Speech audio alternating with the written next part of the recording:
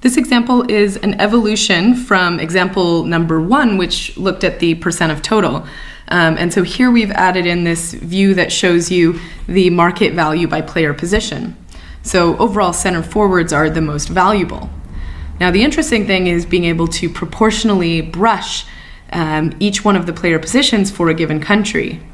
So for example, selecting Argentina shows that while they're 3% of the teams, 7% of the market value, Argentina represents 23% of the global market value of right-wing players. So you can probably guess why. It's because Argentina has the most valuable player in the world, Lionel Messi, who is a right-wing player worth 162 million pounds. So now we can also select multiple countries and proportionally brush in that manner. So if we were to zoom in on Europe here, every time you add a country, you can see what that country is adding versus the previous selections. So here, just within this small selection of Western European countries, we've already arrived at more than half of the market value of the world. So if we go and select all of Europe now, you can see that while they're 44% of teams and 66% of global market value, we could use those numbers to benchmark the proportionally brushed positions against.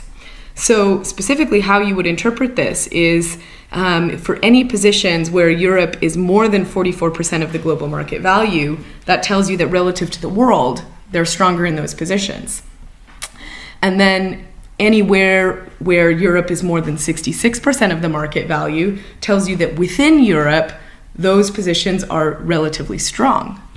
So here, center forwards are exactly 66%, which corresponds to its proportion of the total market value. And so that you can't really, that's just not interesting. The interesting cases are the extremes when you're making comparisons within Europe. So specifically looking at, let's say, right back and right wing here, you can see that Europe is 83% of global market value of right back players, while it's only 47% of the global market value of right wing players. So within Europe, right wing is relatively weak, even though globally it's stronger because this 47% is higher than the 44%. While within Europe, right back is relatively strong as a position.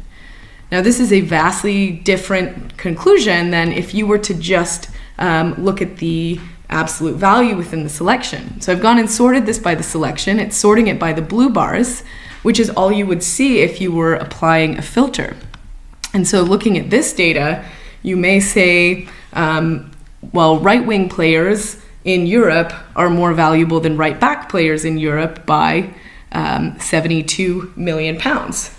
And while that is a factually correct statement, it is not at all an interesting statement because in general, overall, right-wing players are a lot more valuable than right-back players. In fact, they're the fourth most valuable position in the world. And so you get a much more interesting story when you compare it again, when you are comparing your selection against a baseline or a total or what is not in your selection. So interactive sets is about interactive analytics, while interactive filters are much more about reporting. And that is what is so powerful about set actions, is they will help us draw more analytically correct conclusions from the data that we're looking at. So the next video is going to go through and show you how to add this on to what we had built in example 1.